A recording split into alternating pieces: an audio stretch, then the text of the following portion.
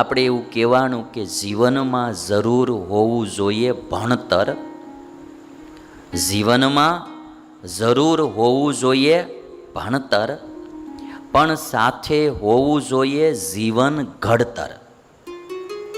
જીવનમાં જરૂર હોવું જોઈએ ભણતર, શિક્ષણ જરૂર હોવું જોઈએ, જીવનમાં જરૂર હોવું જોઈએ ભણતર, પણ સાથે હોવું જોઈએ જીવન ઘડતર. ઘડતર વિનાનું જીવન લાગશે પડતર. ઘડતર વિનાનું જીવન લાગશે પડતર. પડતર મકાન હોય ને તો એમાંય રહેવું ન ફાવે, પડતર જમીન હોય ને તો એમાંય તે માણાને મજા ન આવે. સમજો છો, આ પડતર વસ્તુ કોઈ પણ હોય ને એમાં પછી એટલું બધું મજા ન આવે. એટલે ઘડતર વિનાનું જીવન કેવું લાગે? પડતર. આ બધા શબ્દો ગુજરાતી છે. કોઈ ઇંગ્લિશ ભણેલો હોય ને આ બધા શબ્દો સમજાય નહીં ને આનું ઇંગ્લિશમાં ટ્રાન્સલેશન થાય નહીં, એટલે ગુજરાતી તો ભૂલવી જ નહીં. ઇંગ્લિશ ભણવી પણ ગુજરાતી ભૂલવી નહીં. જીવનમાં જરૂર હોવું જોઈએ ભણતર, પણ સાથે હોવું જોઈએ જીવન ઘડતર. ઘડતર વિનાનું જીવન લાગશે પડતર. પોતાના અને બીજાના માટે થશે નડતર. પછી ઘડાણા વિનાનું જીવન હોય ને બીજાને નડે અને પોતાને નડે. પોતાના અને બીજાના માટે થશે નડતર. માટે કરો જીવનનું સારું ઘડતર. માટે જીવનનું કરો સારું ઘડતર. એટલે આ પંક્તિના આધારે આપણે આજે થોડી વાતો કરવી છે. બધાને એમ થશે કે ભાઈ ઘડતર શા માટે જીવનનું કરવું? તો જે વસ્તુ ઘડાય ને એની કિંમત વધી જાય. પહેલી વાત તો એ છે, જે વસ્તુ ઘડાય એની કિંમત વધી જાય. તમે જો લાકડું હોય અને લાકડામાંથી એક સિંહાસન ઘડીને તૈયાર કરવામાં આવે, લાકડાની કિંમત કેટલી હોય ને સિંહાસનની કિંમત કેટલી હોય. લ્યો, હવે એ સિંહાસન બન્યું એમાં બીજું કાંઈ નવું એડ કરવામાં નથી આવ્યું. એક લાકડામાંથી સિંહાસન બન્યું, બરાબર, એમાં નવું કશું જ જોડવામાં આવ્યું નથી. લાકડું જ હતું પહેલાં, પણ એ લાકડાને ઘડવામાં આવ્યું તો એમાંથી સિંહાસન તૈયાર થયું. એટલે સિંહાસનની કિંમત એના કરતાં 3-4 ગણી વધી જાય લાકડા કરતાં. થયું શું? ઘડતર. લાકડું ઘડાણું. એમ માણસની કિંમત પણ એના ઘડતરને આધારે વધી જાય છે. એનામાં રૂડા સંસ્કાર આવે એટલે માણસની કિંમત ઓટોમેટિક વધી જાય. આજે ગાંધીજીને આપણે મહાત્મા કહીએ, શું કરવા? એનું જીવન ઘડતર હતું. કિંમત ઓટોમેટિક વધી જાય. સોનું હોય અને સોનાને ઘડવામાં આવે, એમાંથી હાર બને એટલે ઓટોમેટિક એની કિંમત વધી જાય.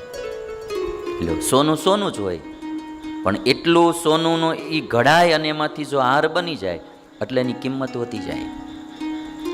ગમે એટલું સોનું હોય પણ એના બિસ્કિટનો આવડો કરીને ઘરમાં ડોકમાં ન પહેરાય, એ હારોય ન લાગે. અમુકો કોઈ ગાંડો કે કિલો સોનું પહેરીને તમે નીકળ્યા હો, સોનાના બિસ્કિટ હોય હુતળીએ બાંધીને એક ના હાર બનાવ્યો હોય, બરાબર, ને પછી પહેરીને તમે 2 કિલો કદાચ સોનું પહેરીને નીકળ્યા હોય તો કોઈ એમ ન કે ઓહો હો કેવો શ્રીમંત માણસ, એમ કે આ મૂર્ખો લાગે આમથી.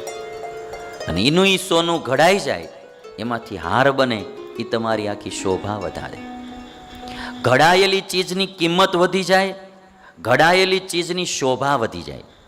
લાકડું હોય ને સિંહાસન જોવું ગમે, એને સોનું હોય ને એનો હાર બને, એ માણાને જોવો ગમે, એની શોભા બી વધી જાય અને એની કિંમત પણ વધી જાય. આ સુરતમાં તો આપણે બધા તમે જાણો, હીરા હોય રફ હોય, બરાબર, પહેલાં હોય હીરાને શું કે રફ, પછી એને ઘડવામાં આવે અને તૈયાર હીરો થાય, એ પછી ઘરેણાઓમાં જડવામાં આવે અને એક જ્વેલરી બને આખી એમાંથી. પણ ઘડાણા વિનાના કાચા હીરા ક્યાંય લગાડ્યા? લ્યો, અને આ કાચો હીરો હોય એનો કેરેટનો શું ભાવ હોય રફનો, એને કહેવામાં જ રફ આવે. ઘડાણા વિનાનો હીરો હોય એને શું કહો? રફ. માણાય ઘડાણા વિનાનો હોય ને આપણે શું કે હાવ રફ એન્ડ ટફ માણસ છે. ઘણા માણસ ઘડાણા વિનાનો હોય એટલે હું હાવ રફ એન્ડ ટફ માણસ છે આમ કહીએ. હવે હીરો હોય ઘડાણા વિનાનો એને રફ કહેવામાં આવે, તૈયાર થાય એટલે એને હીરો કહેવામાં આવે.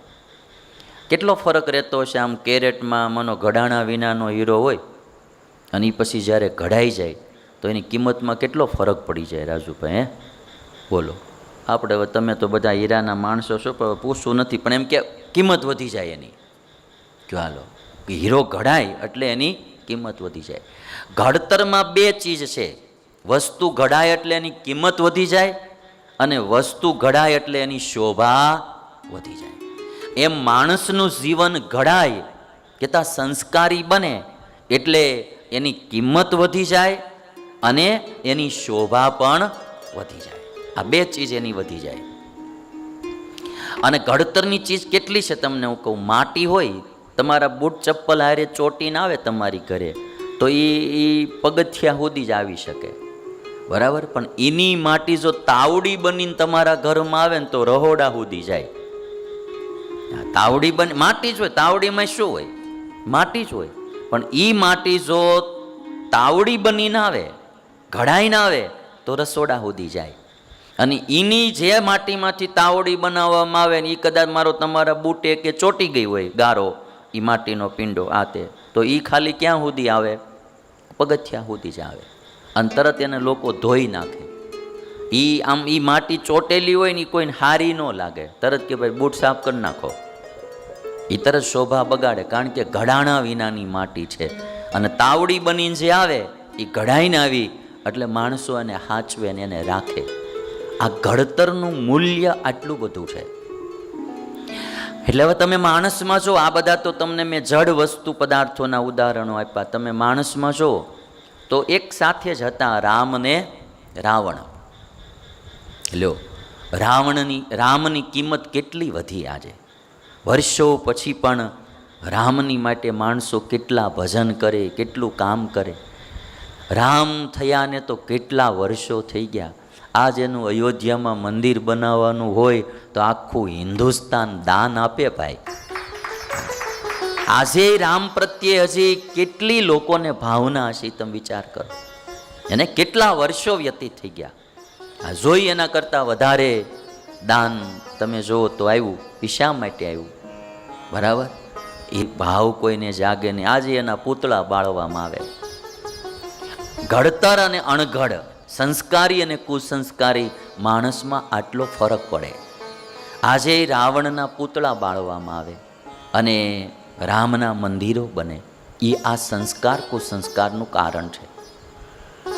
સામે કૃષ્ણ અને કંસ જોઈ લો, બે મામો ભાણીઓ જ હતા, પણ બેયના જીવનમાં જમીન આસમાનનો ફરક પડી ગયો. આજે હજારો માણસોનો પ્રાણ કૃષ્ણ છે. આજે હું એમ કહું ને કે હજારો માણસોને આજીવિકા ભગવાન શ્રી કૃષ્ણ આપે છે. કોઈ એના કીર્તનો ગાઈને આજીવિકા મેળવે છે, કોઈ એની કથા કરીને આજીવિકા મેળવે છે, કોઈ રીતે એની પૂજા કરીને આજીવિકા મેળવે છે. આમ હાવ બમગોળાની વાત નહીં કરતો, પ્રેક્ટિકલી વાત તમને આ કરું. હજારો માણસો કૃષ્ણને આધારે, કૃષ્ણને કારણે આજીવિકા મેળવતા છે. ચાલો, હજારોને રોટલા પૂરા આજ ભગવાન કૃષ્ણ પૂરા પાડે છે. એનું જીવન એવું હતું. અને કંસના જીવનના આધારે કોને રોટલો મળે ભાઈ? કયો હાલો, આખા કુળ ઉજાળી દીધા. તમે આમ જો, યદુકુળમાં કૃષ્ણ ભગવાન પ્રગટ થયા. આજ યદુકુળની કિંમત વધી જાય આખી. કોઈ બી યાદવ હોય તો એના ગર્વ થાય કે અમે કૃષ્ણના કુળના છીએ. ગર્વ થાય માણસને. રઘુકુળ, રામનું રઘુકુળ, માણસને એમ થાય કે અમે રઘુકુળના છે. ગર્વ થાય એને આખો. એ સંસ્કારનું કારણ છે.